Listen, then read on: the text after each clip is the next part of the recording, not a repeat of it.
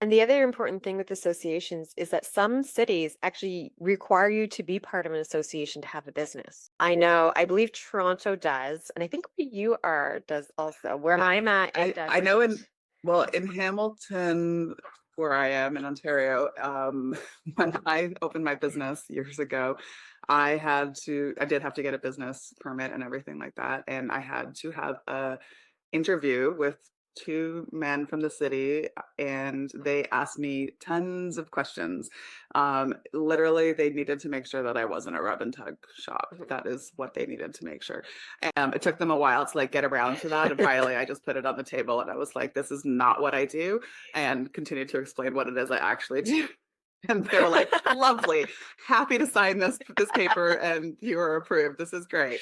But yeah, so it was something that I had to experience and make sure that I had that connection with and show that I was an actual professional. So I do think it's very important to be connected to the associations for sure. Yeah, and I'm pretty sure if I recall correctly, because I don't live in Toronto, but I've heard from other aromatherapists that when they apply for their business license in Toronto, they have something similar. I don't know if it's an in-person interview or phone interview or something, but they have a lot of documentation that they need to go through. And one of that is not just proof of insurance, but proof that they are registered with a recognized association. So, it adds that credibility on so many different levels. But again, not every town needs it, and that's where it's important to know your own town, what is needed, what isn't needed. Where I'm at, Of I course. need to show like my insurance papers, all of that type of thing to have a business. I'm registered with the Ontario business. I have an Ontario business license.